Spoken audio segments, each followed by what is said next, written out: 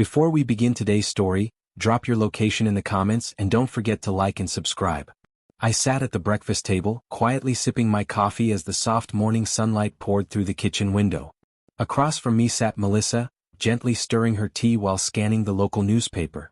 On my right was Emily, eyes glued to her phone, her face wearing that same distant expression I'd grown used to. The room was mostly silent, the occasional rustle of the paper, the light clinking of utensils, all familiar sounds.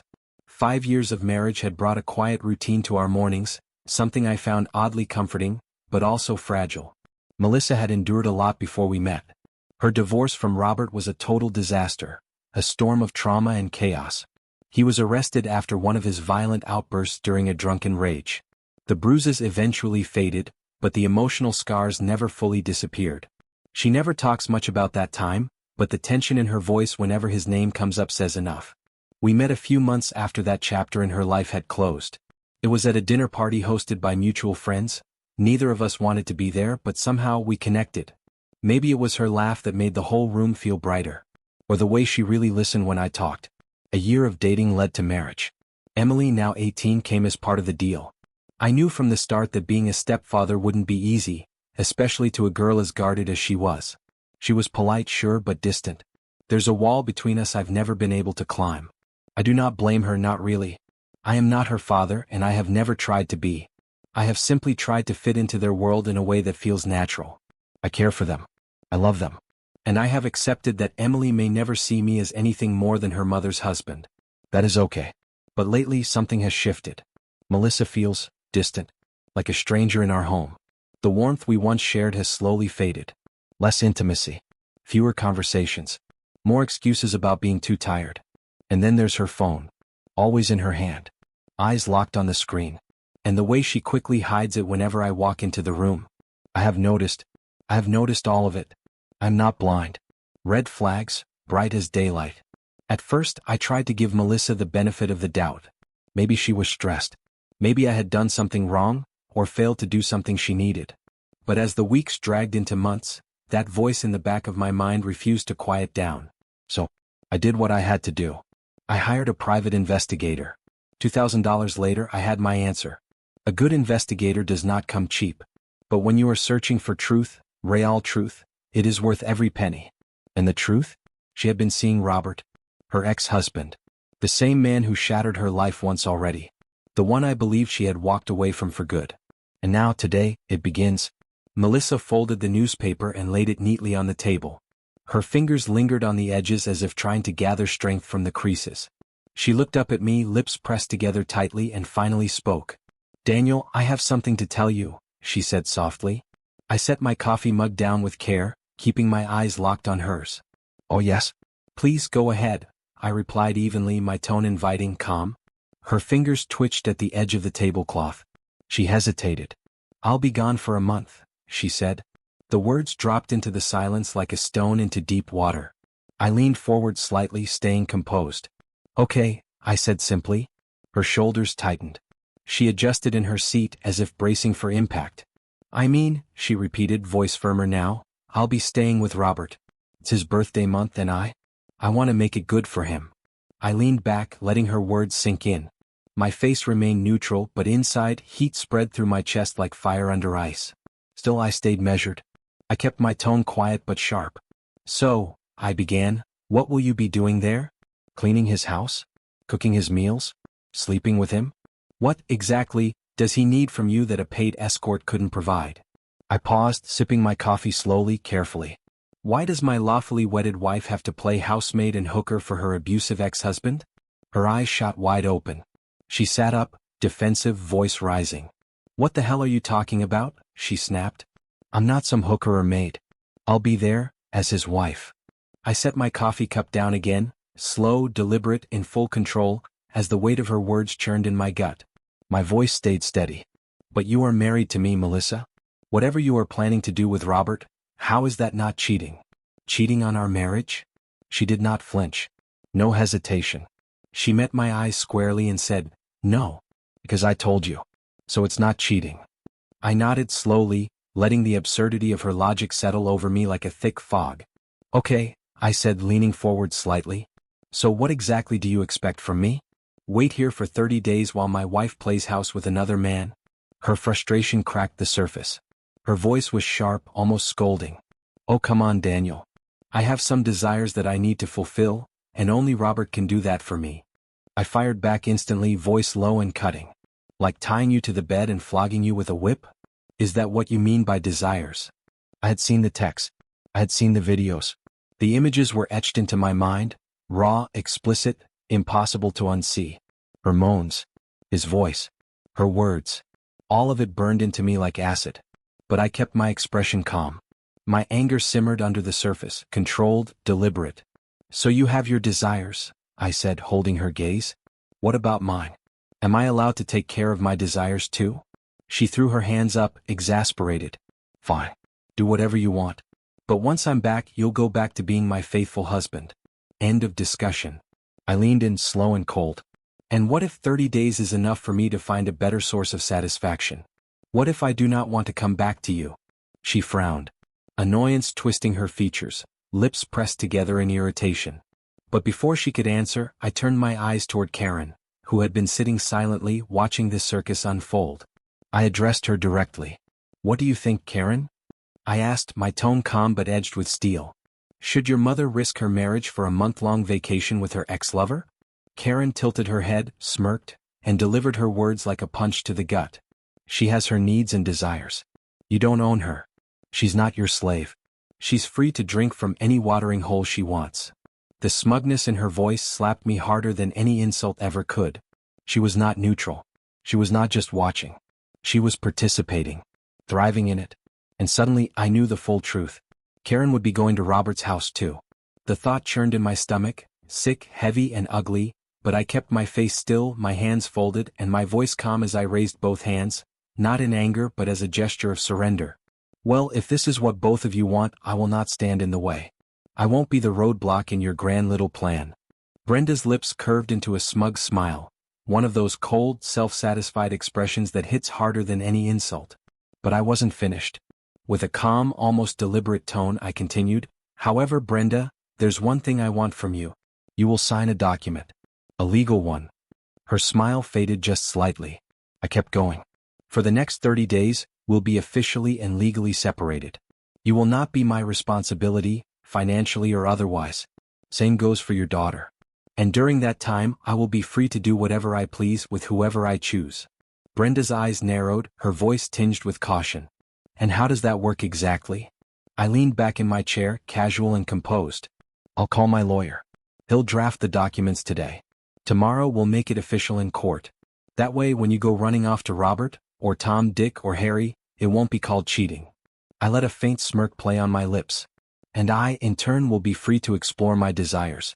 With no guilt. No ties. Nothing holding me back. Now her eyes narrowed further. Her voice had an edge of suspicion. Am I missing something here? Why are you doing this? I stood up slowly, calmly.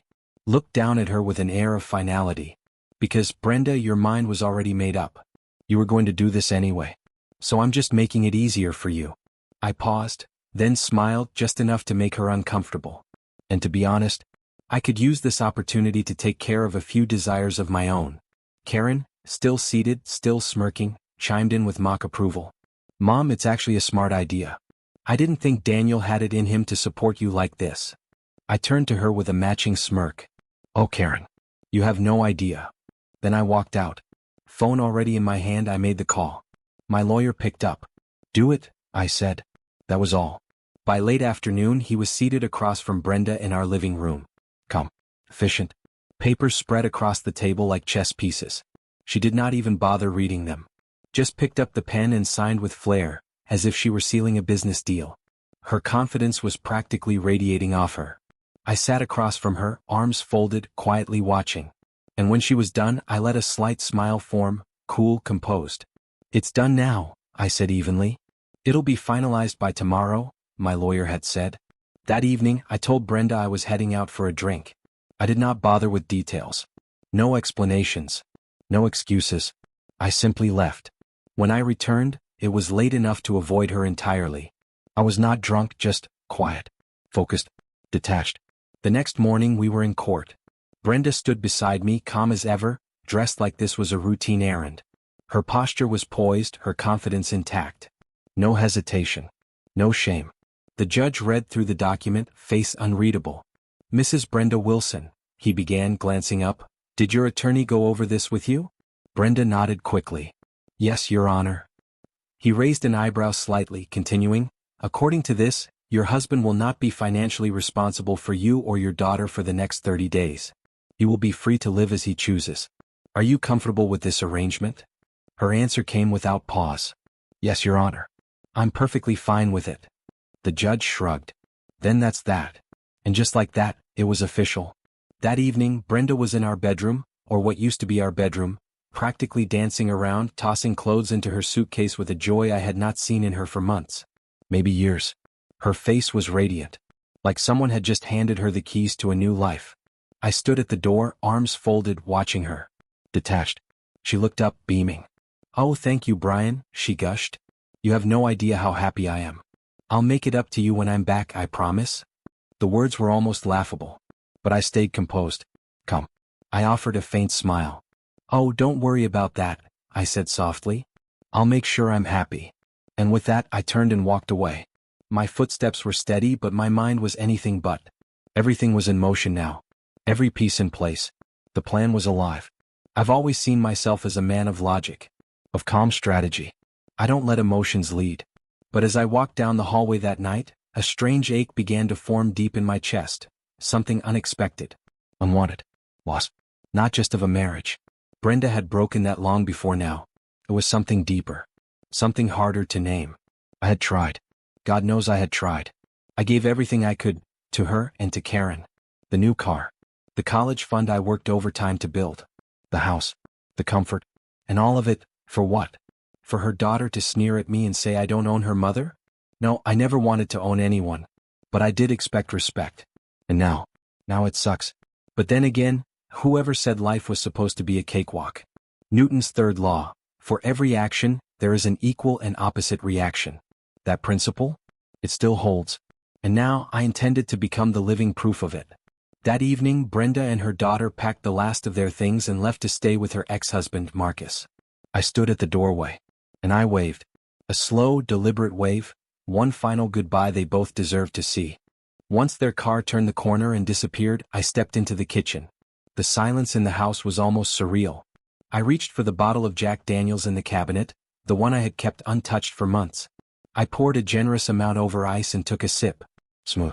Warm. Familiar. Then I picked up the phone and made the call. "It's all done," I said, my voice calm, focused. "Let's start the show." The next morning, I woke up with clarity, something I had not felt in a long time. First on the list? Karen's car. A Honda she used to gush over, even though she once whined about the color. "It's not my favorite shade," she had said. Well, tough luck. Now she could choose whatever color she wanted. Maybe Marcus could take care of that for her. Let him be the hero this time. Then I focused on Brenda's car, the one she adored, the one she loved to flaunt like it was a crown I gifted her. She always treated it like a symbol of my love. But she never treated me like the man who had worked himself to the bone to give it to her. Well, not anymore. For the next 30 days, Marcus could play chauffeur. I was officially done offering comfort to people who confused privilege for entitlement. In the house. They always called it too big. Too empty. They used to complain about how they wanted something smaller, more cozy, like Marcus's place. Well, good news. They had one now. And I had no plans to make them miss this one. By sunset, I had what I needed. $2 million. Not in cash, in control. In an offshore account, untouchable. Quiet. Clean. No more working late hours. No more sacrificing peace for people who never noticed. Finally, I was free to live life on my terms. No guilt. No weight on my shoulders. 3 days passed. Peaceful. Silent. And then the phone rang. It was Brenda. Her voice, shaky, restrained, but I could hear the panic breaking through. "I called the house," she said. No one answered. "Where are you?" I could not help but smile. The irony? Too perfect. I picked up my glass, took a slow sip, and with absolute calm I answered her question. Taking care of my desires. Then I ended the call, clean, sharp, before she could say a single word back. That evening the phone lit up like a Christmas tree. First Brenda. Then Karen. Both calling over and over again, their names flashing across the screen like sirens. I didn't answer. Not yet. I could already imagine the panic setting in. The alerts from the bank must have hit their phones by now. The joint account? Empty. The college fund? Gone. I could almost feel their confusion, the chaos on the other end of the line. But I stayed silent. After all, how was I supposed to take care of my desires, when all my money was buried in accounts meant to support people who treated me like an afterthought? I let them wait. 3 days. 3 long, buzzing, ringing days. Then, finally, I picked up. "Hey, Brenda," I said casually, like we were old friends catching up. "Sorry?" I was busy getting my desires catered to, couldn't really pick up. Her response? A verbal hurricane. Insult. Accusations. Guilt trips. Screaming. Some of it was nonsense. Some of it was venom. But all of it? Predictable. She had every right to be angry, sure, but I was not there to make her feel better. So I waited. Let her empty her lungs. And when the silence finally came, I ended it the same way I always did. "Well, I guess this isn't the time to talk. Bye." Click. 5 days passed like that. She screamed, I hung up. Each call more desperate than the last. Her rage now tangled with confusion, fear, and something else. Maybe regret? And then, on the 6th day, something changed. I answered, expecting another round. But she was calm. Too calm. And then she asked the question that had been festering inside her for days. "Why did you take away all the money?" I leaned back, let the question hang. Took a slow breath. And answered, "Well, living in a 5-star hotel in Jamaica is expensive. How else do you expect me to pay for it, unless I drain your daughter's college fund? You know, the one I paid for." The silence on the other end cracked like thin glass. Then, what? That was her dream. That was my dream vacation. "How could you do this to me?" I smiled. "Well, my dream was for you to remain faithful to me." I paused. That did not work out so well. So I went with the next best thing. A warm Jamaican breeze. Ocean views. And a young, blonde Russian woman pouring me another drink by the pool. Brenda's voice, though, cut through all of it, a scream soaked in rage and betrayal. "You will not get away with this. Once I'm back, I swear I'll make you pay." I could feel her anger tearing through the line, like a fire barely held back by glass. But honestly, it did not move me. Brenda had always been this way. Screaming. Threatening. Making everything a crisis. The usual drama. And I was tired of it. I tightened my grip around the phone, steadying my breath. "I guess you're angry," I said, my voice flat, unbothered, almost bored. "But that's not the kind of emotion I want to deal with right now." Then I pressed end. No more threats. Not today. A month passed. No more calls. No more shouting. Just the quiet hum of plans falling into place. And then it was time to move on, not just physically but completely. I boarded a flight. Destination, Thailand. Back when I was still wasting away behind a computer screen as a software analyst, I'd been offered a partnership at a tech firm in Bangkok. I had said no back then. I had Brenda, a life, obligations. But now, none of those things mattered. So I said yes. I was all in. The flight was long, but I welcomed the silence. It gave me time to think. To rewind and replay every moment that led me here. Every lie. Every fake smile. Every betrayal. And now, freedom. When we landed, I felt something I had not felt in a long time. Peace. Bangkok's heat hit me like a wall, intense, humid, but it was the clean slate I needed. I switched on my phone and made a call. My lawyer answered on the first ring. "She's landing today," I said. "Give her my gift." Later that evening, back in the States, Brenda and Karen walked into what they used to call home. Only, it wasn't theirs anymore. Standing at the doorstep was a man in a suit, posture straight, expression unreadable. He stepped forward. "Mrs. Brenda Wilson?" She nodded, cautious, confused, scared. "You've been served." He handed her a thick manila envelope, stepped back, and without a word, snapped a photo. Flash. Just 1 second frozen in time.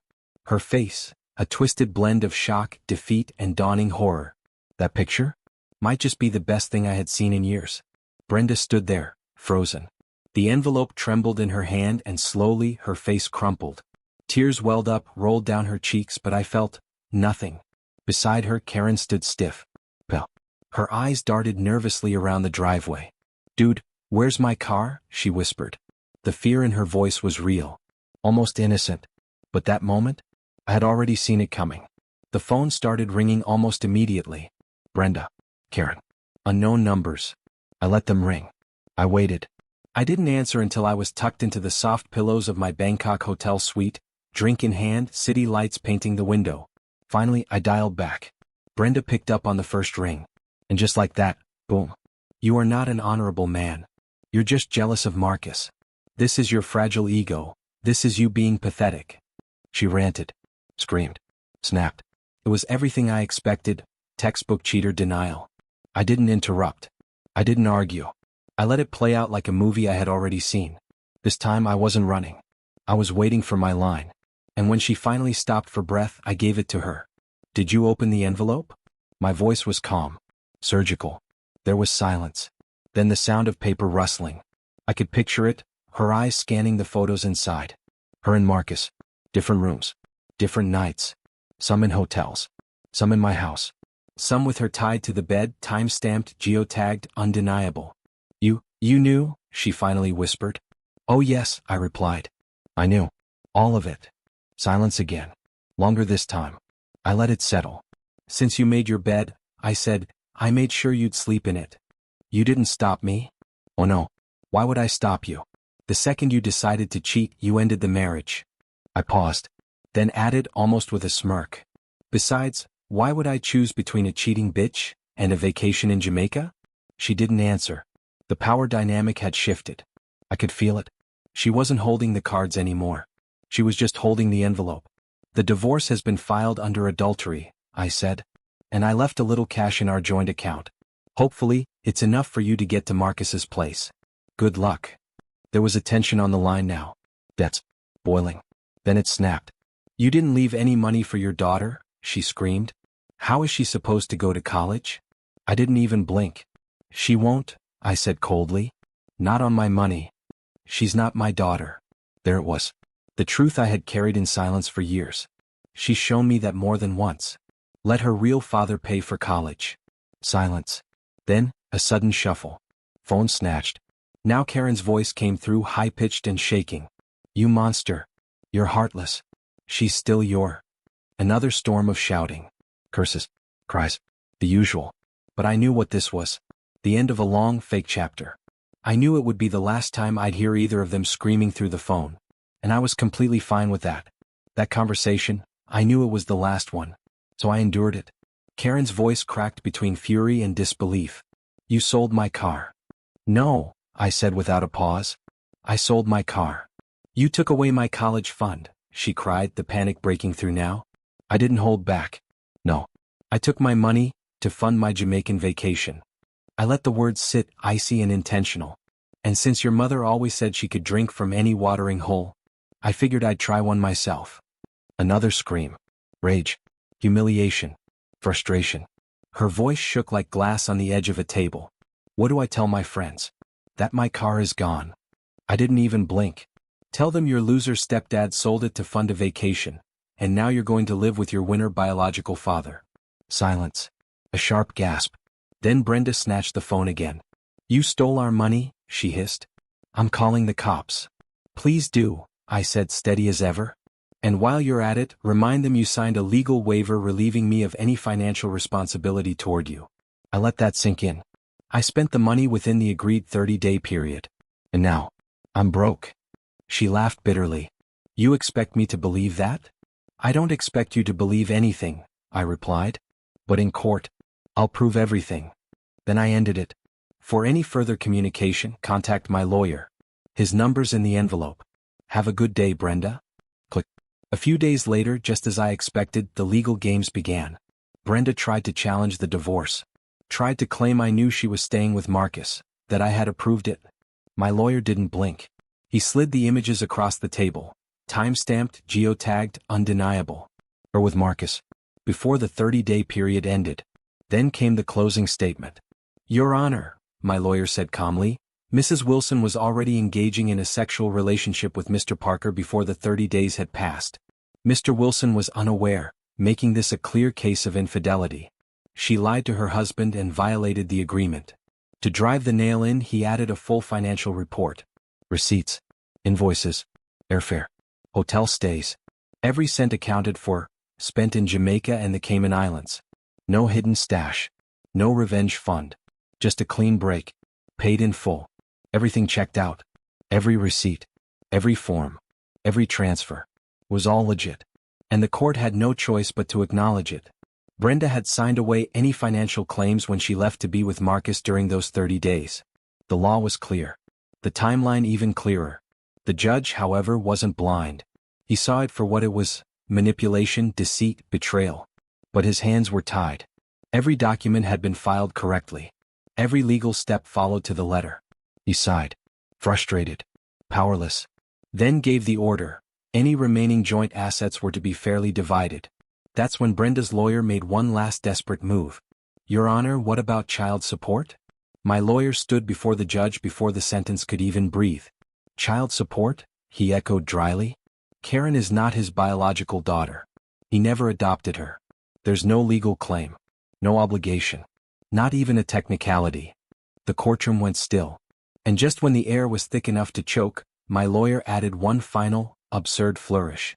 "My client has renounced all worldly obligations. He now follows the path of a Buddhist monk.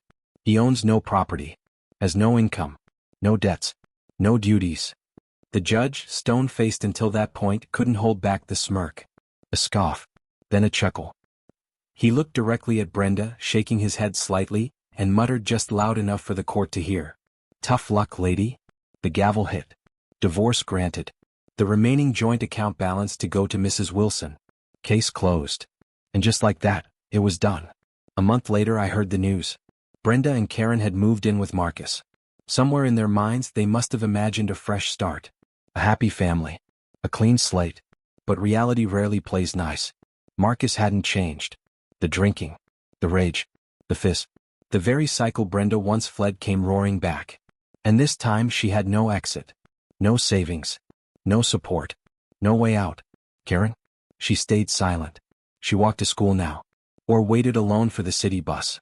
No more luxury cars. No more shopping sprees. No more stepfather keeping the lights on. And Marcus? I never raised a hand to him. I never sent threats. I simply gave him what he wanted, his ex-wife and her daughter. Let him pay the bills. Let him face the daily grind. Let him wake up to their disappointment, their needs, their emptiness. He asked for this life. Now it was his. Sometimes revenge doesn't need to be loud. Sometimes you just need to let people have exactly what they chased. Because what they catch might be the very thing that ruins them. Dear listeners, what are your thoughts? Drop them in the comments. And if you enjoyed this series, don't forget to like, share, and subscribe.